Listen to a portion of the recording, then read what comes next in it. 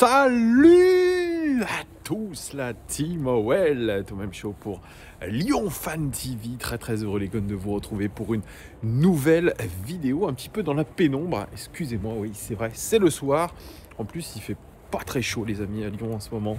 Je pense que c'est à peu près partout pareil. Il fait 2-3 degrés.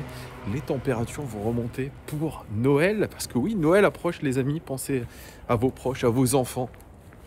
Ouais, en ce moment, les enfants, c'est surtout la patte patrouille. Je sais pas si vous, de votre côté, c'est ça. En tout cas, mon fils, moi, c'est la patte patrouille à fond de caisse. C'est pas l'OL. Ouais, et on le comprend parce que pour insuffler une passion pour notre Olympique Lyonnais en ce moment, c'est un petit peu difficile. Ça, c'est vrai. Je pense que nos enfants, ceux qui vont s'intéresser à l'Olympique Lyonnais, eh bien, ils vont, je pense, un petit peu galérer pour se constituer un petit peu des souvenirs de l'OL. C'est pas nous qui avons grandi dans les 7 titres de champion. Enfin, moi, je parle pour ma part parce qu'aujourd'hui, j'ai 35 ans. Voilà, nous, on arrive à se constituer des souvenirs. Même, je dirais, l'épopée Europa League. On peut dire aussi, c'est vrai, plus récemment avec Rudy Garcia, la demi-finale de Champions League lors du Final 8. Donc, il y a ça aussi. Donc, évidemment, mais pour les générations futures, c'est un petit peu compliqué en ce moment. Mais je pense que il y aura des moments un petit peu meilleurs, les amis. Ça, c'est sûr et certain. Il faut se le dire. Je pense qu'on traverse une période un petit peu compliquée, cette période un petit peu Covid. On ne peut pas dire post-Covid encore, malheureusement, les amis. Mais cette période Covid est un petit peu difficile, on va pas se mentir. Et tout ce que nous vivons actuellement au sein du club, avec les débordements des supporters, avec les résultats sportifs qui ne sont pas au rendez-vous, eh bien, tout ça fait qu'aujourd'hui, nous sommes en plein doute, les amis.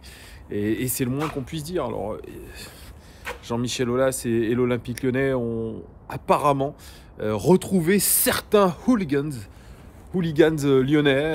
Ils vont leur signifier comme quoi ils sont interdits de stade, ils résilient leur abonnement, ils vont porter plainte même contre eux.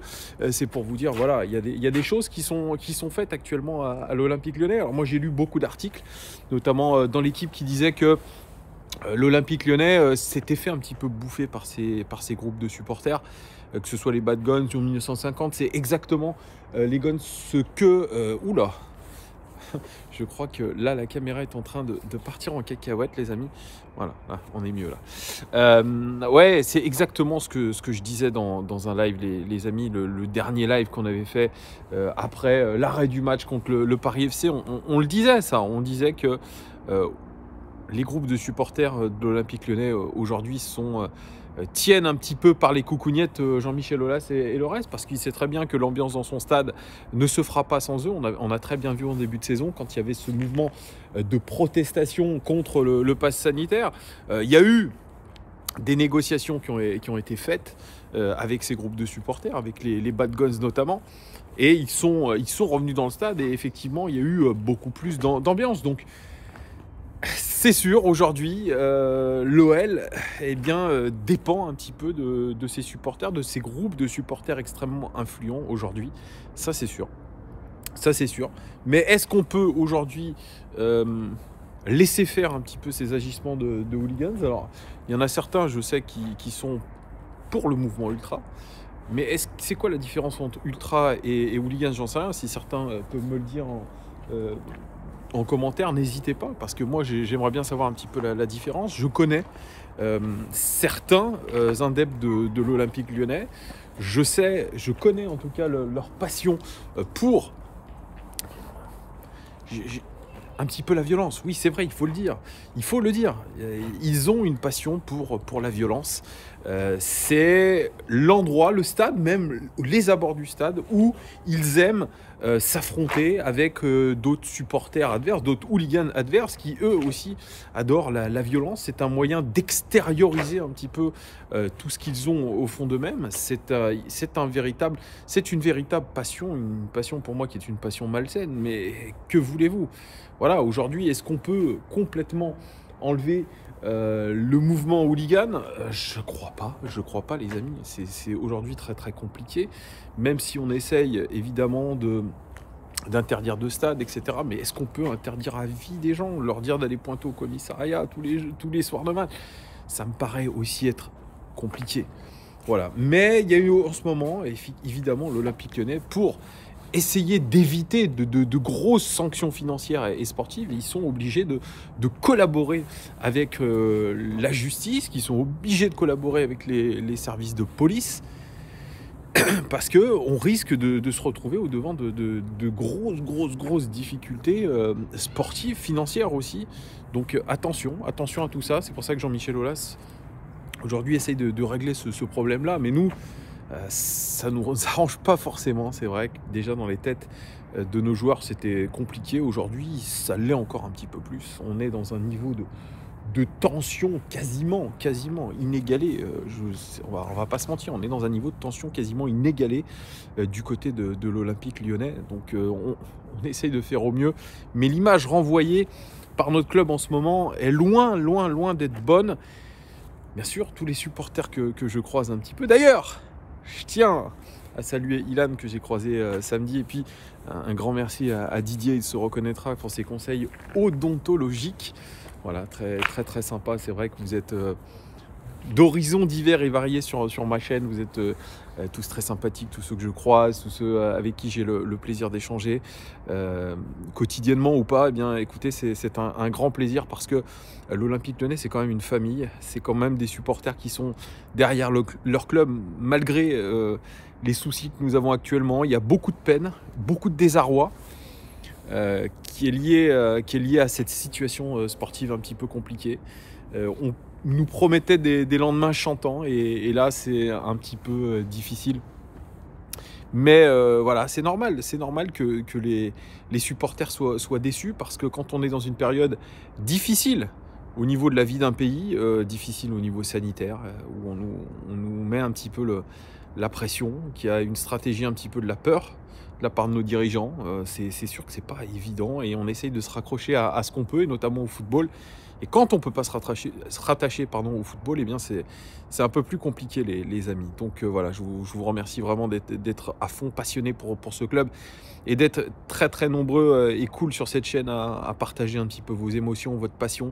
C'est très cool, merci. Et n'hésitez pas, vous connaissez la musique, un pouce, un abonnement, ça fait toujours plaisir. Alors le sujet de cette vidéo, c'était pas forcément ces débordements extra sportifs, c'était plutôt une vidéo OL Denis Mercato, puisque il y a beaucoup de rumeurs en ce moment, notamment je vous ai fait une petite vidéo sur la rumeur Paqueta du côté de Newcastle qui est passé sous pavillon saoudien.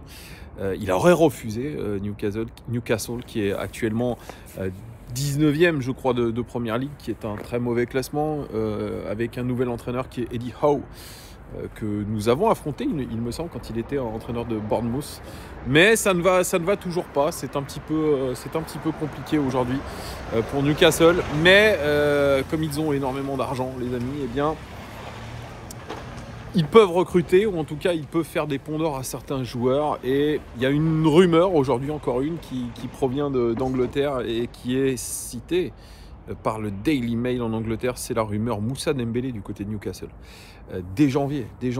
Et l'OL ne serait pas contre de vendre Moussa Dembélé, qui est pourtant un des vice-capitaines de notre équipe.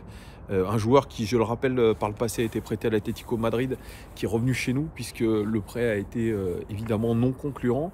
Et surtout, la somme demandée par l'Olympique Lyonnais au bout du prêt était assez importante. On parlait de 30 millions d'euros. Aujourd'hui, on est encore en train de se dire que si on peut récupérer un petit billet sur Moussa Dembélé, on le fera, et on le fera allègrement. C'est comme ça, tous les joueurs aujourd'hui, sauf peut-être Paqueta et Lopez, sont à vendre du côté de l'OL. Nous sommes un petit peu en difficulté financière, ne nous mentons pas. Et Moussa Dembélé, après un début de saison tonitruant, 4 buts en 5 matchs, il s'est blessé et la dynamique s'est un petit peu inversée, même si il a marqué un sacré but contre le Paris FC quand même, avant que le match soit arrêté. Sacrée égalisation, un missile dans la lucarne du gardien du PFC. Mais aujourd'hui, voilà, Moussa Dembélé, il ne fait plus partie non plus des priorités à l'Olympique Lyonnais. C'est un petit peu difficile pour lui, il a du mal à revenir de blessure. Je pense que voilà, si on peut faire de la place aussi à Azmoun, Je crois qu'on le fera. C'est même peut-être le pourquoi du comment. Et si Newcastle le veut, évidemment, si la somme est acceptable pour l'Olympique Lyonnais, il sera vendu. Et moi, je vois bien Moussa Dembélé partir à Newcastle parce qu'il a déjà connu le championnat anglais. Il est passé par Fulham, les amis. Il a été aussi au Celtic. Il connaît bien ce contexte un petit peu britannique. Et je pense que ça ne lui déplairait pas de retourner en Angleterre. Alors, est-ce que Newcastle va se maintenir? En tout cas, il ferait bien de se maintenir parce que quand vous avez un projet d'envergure et que vous voulez attirer des bons joueurs, vous êtes obligé de vous maintenir quand même. Même si on imagine que s'ils sont en première chip, ils pourront quand même avoir des bons joueurs parce qu'ils leur mettraient des salaires de dingo. C'est parce que l'attrait de l'argent aussi, les amis, c'est très important. D'ailleurs, j'ai vu qu'ils étaient sur Kieran Trippier, le joueur anglais de l'Atlético. Bon, ça peut être pas mal, donc c'est un autre poste. Mais voilà, ils ciblent quand même des joueurs importants. Et ils ont les moyens de faire ce qu'ils veulent. Moi, écoutez, je suis pas contre de vendre Moussa Dembélé. Je pense que c'est un bon joueur. C'est quelqu'un qui a très bien commencé chez nous, mais qui a stagné. Et puis, bon, il a eu des envies d'ailleurs parce qu'il avait du mal à retrouver son niveau de confiance sous Rudy Garcia. Ça s'est un petit peu effondré, les amis, pour Moussa Dembélé. Et on a décidé un petit peu de le prêter à l'Atlético et ça s'est pas bien déroulé, on va pas se mentir, ça s'est pas bien du tout déroulé. Voilà. Mais aujourd'hui, moi, voilà, je suis pas un fervent défenseur de Moussa Dembélé. Je trouve que c'est un très très bon attaquant, ça c'est sûr. C'est un très très bon attaquant, mais voilà, aujourd'hui, il faut revenir un petit peu à la raison. C'est un joueur, je pense, moi, donc que je ne regretterai pas. Voilà, c'est un bon joueur, mais aujourd'hui, si on peut faire un Azmoun qui vient avec d'autres dispositions, peut-être avec une autre mentalité, moi je dis oui. Moussa Dembélé, il a beau être vice-capitaine, je l'entends très rarement prendre la parole dans les médias, je le vois très discret, je l'avais déjà croisé en ville, je vous l'avais dit, c'est un garçon qui m'a pas vraiment inspiré. Bon, pas forcément très sympathique non plus, donc voilà, après... je pense que voilà, on a besoin de changement, les amis, et le changement, c'est maintenant, comme disait François Hollande. Donc oui, moi, je suis pour transférer Moussa Dembélé du côté de Newcastle. Il n'y aura pas de souci. Après, il faut que l'OL s'entende avec Newcastle sur un montant de transfert acceptable. Mais on a besoin de faire de la place pour Azmoun, si on veut toujours le recruter. Mais ça a l'air d'être le cas. Dites-moi, vous, en commentaire, les amis, ce que vous feriez avec Moussa Dembélé. Est-ce que vous le laissez partir ou non? Mettez-moi tout ça en commentaire, on va en discuter. Voilà, merci en tout cas. Je vous souhaite eh bien, de préparer votre Noël avec la plus grande ferveur. En tout cas, nous, on se retrouve demain pour le dernier match avant la trêve. Ça sera contre Metz. Match de la peur. Metz qui a perdu en plus contre une Nationale 3 en Coupe de France. Qui normalement... viendra à Lyon avec le moral dans les chaussettes. Mais vous allez me dire, ils seront deux équipes à avoir le moral dans les chaussettes. Mais l'OL, ils sont obligés de gagner, sinon c'est encore une fois faute professionnelle, vous le savez. On connaît la musique maintenant, on espère que nos joueurs auront une belle réaction. Voilà, je vous fais des gros bisous et je vous dis à demain. Gros bisous les amis, bonne soirée, ciao!